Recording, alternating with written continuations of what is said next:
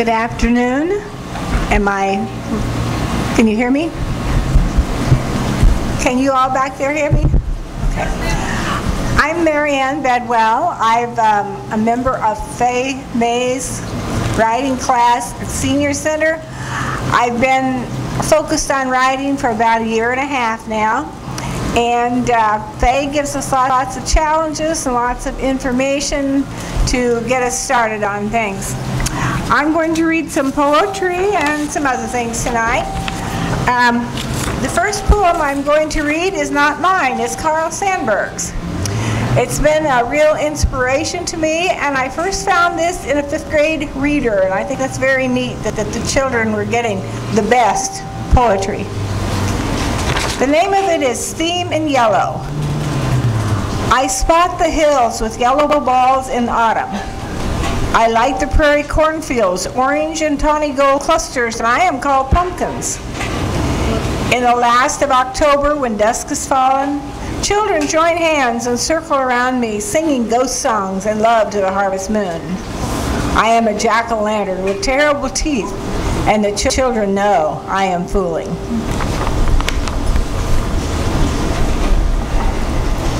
Then I have a poem that is a traditional rhyme. Its meter is not traditional, but it does have a meter. It's called New England Autumn. Golden globes nestled on the steep hillside, tangled among the rough spiraling stems and multi-wilted leaves, waiting for me to come and pick out the one that will be my jack-o'-lantern. Warty and lumpy or smooth and round, when you are laying there a symbol of fall and the harvest, I know that All Hallows Eve is almost here. The next thing I'm going to read is not a poem, it's a recipe. I'm looking at the crowd, it's either appropriate or unnecessary. I'm not sure which it is. It's a recipe for witch's brew. So, it may be better than the one you have, or maybe something you want to try. First, you need to be sure you have the necessary equipment and ingredients. Home Ec 1. You can brew your brew either inside or out, but the fuel must be wood, and not just any wood. There must be at least one piece threaded with fungi, and some apple wood to give it a sweet smell. If using a cook stove inside, cut it small. If an outdoor fire, larger logs may be used.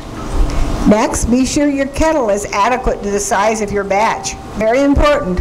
You cannot have this recipe 1/2 of an amphibian, and you need a strong support if you're cooking over an open fire. Also, a wooden paddle to stir. Next are the ingredients. 7 liters of stump water.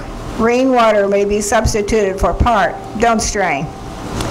1 large bat wing, 1 large garlic head, assorted spiders, centipedes, slugs, and snails as desired. Tie up in a mesh bag. Now, if you're going to use this for spells, you can try to include nail clippings and so forth like that as a focus of your spells. 3 bunches of fresh greens may include dandelion, turnip greens, or other broadleaf weeds. Assorted mushrooms as available. Bundle of inner bark of willow, feel no pain. Tail of a black dog, may be fresh or frozen. 7 large frogs or 5 toads. Don't mix frogs and toads. Use one or the other. Instructions.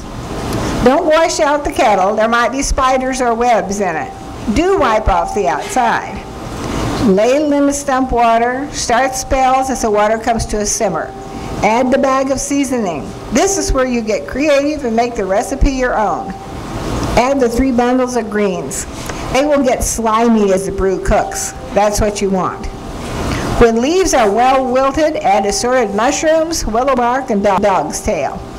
At this point, you can leave your brew to simmer as long as you want until you're ready to use it. Do watch the water level and add more as needed. Since you are constantly boiling it down, it won't dilute the brew.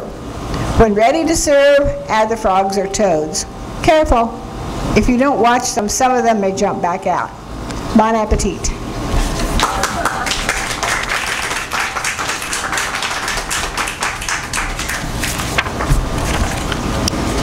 This poem poem uses slant rhymes. Slant rhymes are words that almost rhyme, but not quite. Sometimes you heard it called poetic license, where the poet sticks in a word that doesn't quite fit because it's the word they wanted to use. So you might want to listen to the slant rhymes in here. The name of this poem is The Very Best Halloween, and this is my poem. Was that a rat so sleek and black that my path has crossed?